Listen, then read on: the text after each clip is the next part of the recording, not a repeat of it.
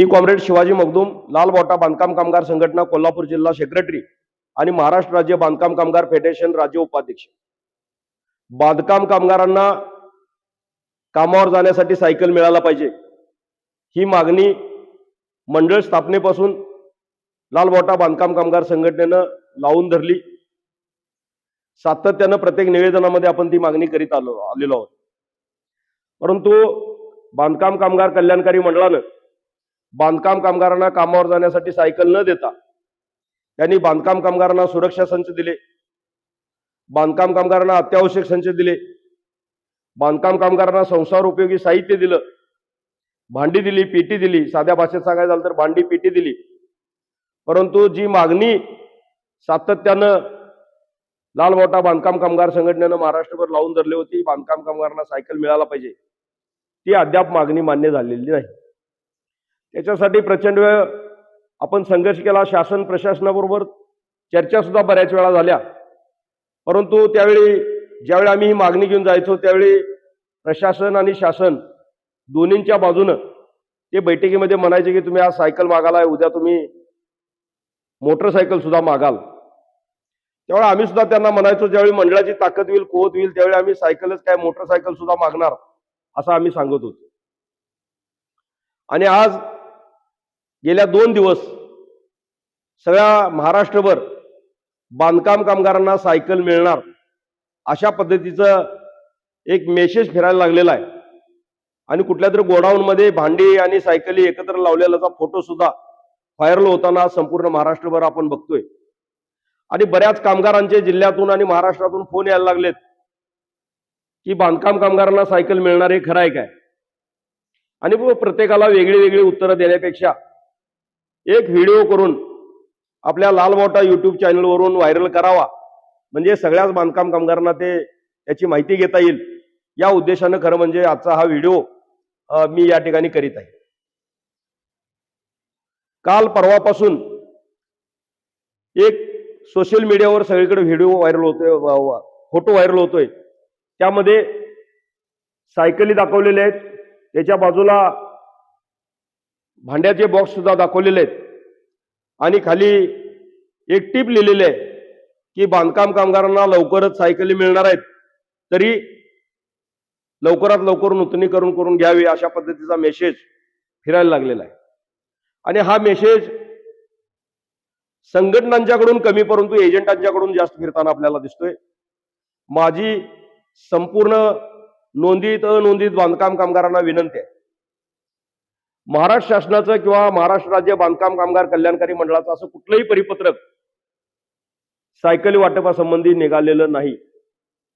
ज्यावेळी ते परिपत्रक निघल त्यावेळी महाराष्ट्र राज्य इमारत व इतर बांधकाम कामगार कल्याणकारी मंडळ त्याच्या संबंधी प्रसिद्धी माध्यमातून ते आपल्याला सांगेल की बांधकाम कामगारांना साहित्य मिळणार आहे, सायकल मिळणार आहे। ठीक आहे, ज्या एजंटांनी ज्यांनी कोणी खोडसाळपणानं तो फोटो व्हायरल केलाय तो आपण खरा जरी म्हटलं तरी आपण ऑनलाईन पोर्टलवर जर गेलो तर त्या पोर्टलमध्ये अजून सुरक्षा संच किंवा अत्यावश्यक संच या संबंधीच आपल्याला पोर्टलवर लिंक ओपन होते। सायकलीची लिंक अद्याप कुठेही आलेली नाही, कारण मंडळानं अजून अशा पद्धतीचा किंवा शासनानं अशा पद्धतीचा कुठलाही निर्णय केलेला नाही। माझी तमाम बांधकाम कामगारांना विनंती आहे, आज सायकल मिळणारा या नावाखाली काही ठिकाणी फॉर्म मंडळाचा रितसर आलेला नसताना सुद्धा काही फॉर्म काढण्याची शक्यता आहे, आपल्यापर्यंत लोक एजंट येण्याची शक्यता आहे, फॉर्म भरून घेण्याची शक्यता आहे। तर याला कुणीही बळी पडू नये। जर आपल्याला खरीखुरी माहिती पाहिजे असेल तर आपण नजीकच्या लाल बोटा बांधकाम कामगार संघटना किंवा रजिस्टर्ड कामगार संघटना या ठिकाणी जाऊन चौकशी केली पाहिजे। कुठल्याही खोट्या बोलतापाला बळी न पडता आपण आपलं जे काही नूतनीकरण असेल, नोंदणी असेल, ती लाल बोटा बांधकाम कामगार संघटना किंवा रजिस्टर्ड संघटनेकडे करावी। भूलथापा मारणाऱ्या एजंटकडे कुठेही जाऊन अशा पद्धतीची नोंदणी नूतनीकरण करून घेऊन आपली आर्थिक लुबाडणूक करून घेऊ नये एवढी मी या ठिकाणी कळकळीची विनंती करतो.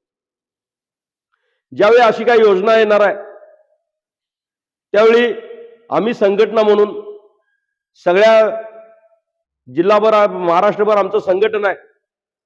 सगळ्या संघटनेच्या पदाधिकाऱ्यांची बैठका घेऊन ऑनलाईन बैठका घेऊन आपण पदाधिकाऱ्यांच्यापर्यंत ती माहिती पोहोचवणार आहे.